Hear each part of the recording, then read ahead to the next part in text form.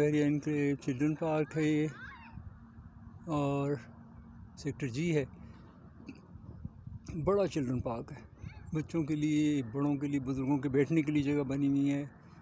یہ دیکھیں، یہ فٹ بال گراؤنڈ آ گیا ہمارا، اور یہ بچے کھیل رہے ہیں فٹ بال۔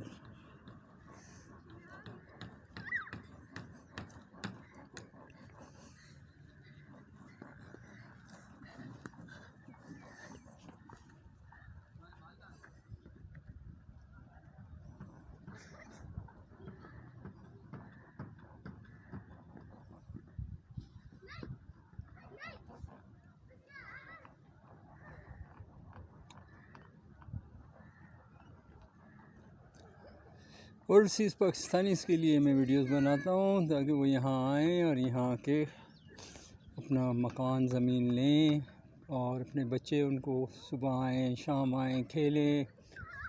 خوبصورت جگہ ہے، بہترین جگہ ہے بچوں کے لیے کھیلنے کے لیے، خواتین کے لیے، آپ دیکھیں خواتین بھی ہیں، اور بہت زبردست جگہ ہے، بالکل جیسے یورپ امریکہ میں ہوتی ہیں کھیلنے کی جگہ، اسی طرح بالکل صاف ستھری جگہ گلف میں بھی ہے۔ یہاں بچے آ کے پوری فیملیز آ کے کھیل سکتی ہیں، صبح سے لے کے شام تک۔ رات کو بھی لائٹس کا انتظام ہے، اور لائٹس میں بھی یہ لوگ رات کو بھی کھیل سکتے ہیں، کوئی مسئلہ نہیں ہے، رات دن یہاں آئیں۔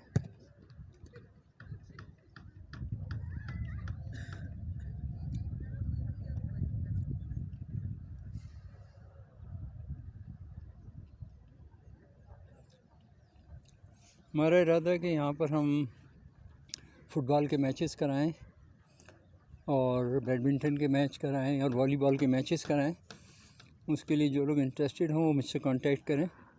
میں چاہتا ہوں کہ یہاں پاکستان کے لیے ہم ٹیم سلیکشن یہیں سے ہو، بحریہ انکلیو سے، اور وہ ہماری فٹ بال کی ٹیم، بیڈمنٹن کی ٹیم اور والی بال کی ٹیم یہاں پر کھیلنے کے مواقع ہیں، اور سب کو انوائٹ کیا جائے، سب لوگ آئیں اور ٹیمز لے کے آئیں اسلام آباد کے مختلف علاقوں سے۔ پھر اس کے بعد ہم پاکستان سے بھی لوگوں کو بلائیں گے، یہاں ان کی رہائش کا انتظام کریں گے، وہ لوگ آئیں، اور جو ٹیلنٹڈ یوتھ ہے وہ یہاں آ کے کھیلیں اور سیکھیں، اور اپنے ملک کا نام روشن کریں۔ یہ بیڈمنٹن گراؤنڈ بہترین، والی بال گراؤنڈ بہترین، فٹ بال گراؤنڈ بہترین، تو ان میں آپ کے کھیلنے کے بڑے اچھے مواقع ہیں۔ اور دیکھیں اس پہ سارا فینس لگی ہوئی ہے، بال ادھر ادھر جاتا نہیں ہے، چاروں طرف فینس لگی ہوئی ہے، تو اس لیے کوئی چیز آپ کی بال آپ کو زیادہ دور جانا نہیں پڑتا، وہ اس فینس کے اندر ہی رہتی ہے بال۔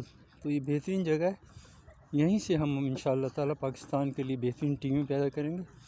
پھر ہم کراچی سے، لاہور سے، پنجاب کے سارے علاقوں سے، KPK سے، بلوچستان سے سارے پلیئرز کو بلائیں گے، ٹیموں کو بلائیں گے، ٹیمیں تشکیل دیں گے، اور وہ ٹیمیں یہاں آ کر کھیلیں گی، کیونکہ اس سیف ایریا ہے، اور یہاں ان سے فیسیلیٹیشن سینٹر جو بحریہ کا ان سے اجازت لے لیں گے، وہ اجازت دے دیں گے، اور انشاءاللہ یہاں پہ کھیلیں گے۔ پھر آپ لوگ یہاں سے سیکھیں اور پوری دنیا میں پاکستان کا نام روشن کریں۔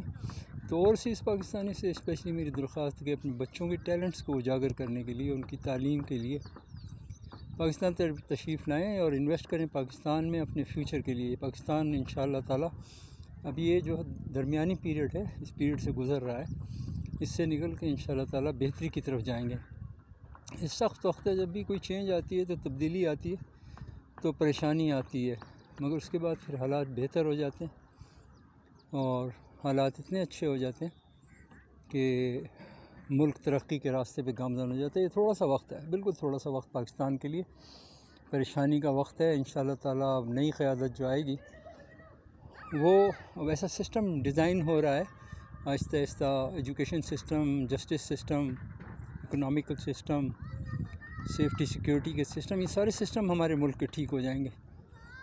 فوج میں بھی ہمارے سربراہ اچھے آ گئے ہیں، اور وہ یہ چاہتے ہیں کہ ملک ترقی کرے، اور نان انٹرفیرنس کی پالیسی انہوں نے اپنائی۔ فوج جو ہے اب پولیٹکس میں دخل نہیں دے گی، جیسے ہندوستان میں فوج پولیٹکس میں بالکل نہیں آتی۔ ایک دفعہ آئے تھے ہندوستان کے ایک جنرل نے کوئی بیان دیا تھا، تو نہرو نے بلا کے فوراً اسے شٹ اپ کال دے دی، اس کے بعد فوج سیاست میں نہیں آتی۔ انہوں نے اپنا سسٹم ڈیزائن کر لیا، یہاں پہ 4 دفعہ ماشاء اللہ لگا، مگر انشاءاللہ تعالیٰ یہ آخری تھے، اب فوج سیاست میں نہیں آئے گی، کیونکہ اگر فوج سیاست میں آئے گی تو فوج بدنام ہو جائے گی، فوج بدنام ہو جائے گی تو عوام اور فوج کا رشتہ ختم ہو جائے گا، عوام فوج کا رشتہ ختم ہو گیا تو ملک کمزور ہو جائے گا، کیونکہ فوج عوام کے ساتھ اور عوام فوج کے ساتھ ہی چلتے ہیں۔ اور جب تک فوج کو عوام کی سپورٹ رہے گی فوج مضبوط ہوگی، عوام کی سپورٹ ختم ہو جائے گی تو فوج بھی ختم ہو جائے گی۔ فوج کو جب ملک ہی کمزور ہو جائے گا نا پھر تو ڈیفینس کمزور ہو جائے گا۔ جب ملک کمزور ہے، اس کی اکانومی کمزور ہے تو ڈیفینس بھی کمزور ہو جائے گا۔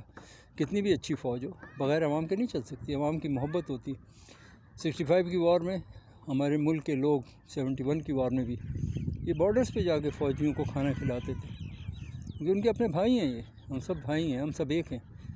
تو یہ اسی وقت ہوتا ہے جب کہ کرپٹ پولیٹیشین نہ ہو اور مارشل لاز نہ لگیں ملک کے اندر، پاور جو ہے پالیٹکس کے اندر فوج نہ آئے۔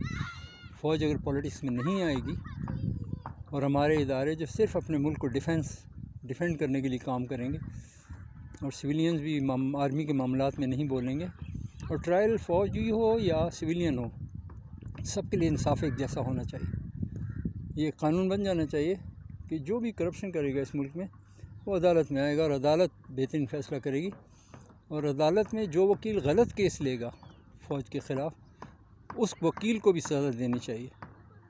اس آدمی کو پتہ ہوتا ہے، وکیلوں کو سب کو پتہ ہوتا ہے کہ کون سا کیس غلط ہے کون سا صحیح ہے، تو وکیلوں کو بھی یہ پتہ ہونا چاہیے کہ اگر ہم غلط کیس لے کے پلیڈ کریں گے، ان کو جب پتہ ہوگا تو ان کو بھی وہی سزا ہوگی جو کہ مجرموں کو ہوتی ہے۔ تو نہ وکیل کوئی غلط کیس لیں گے، نہ شہادت دینے والا غلط شہادت دے گا، اور نہ جج کوئی غلط۔ جب نیچے سے اوپر تک سب ٹھیک ہو جائے گا تو جج بھی صحیح فیصلہ دے گا۔ جج کیسے غلط فیصلہ دے سکتے ہیں جب ایویڈنس صحیح ہے، شہادتیں صحیح ہیں، وکیل صحیح کیس پلیڈ کر رہا ہے، سارے ایویڈنس موجود ہیں۔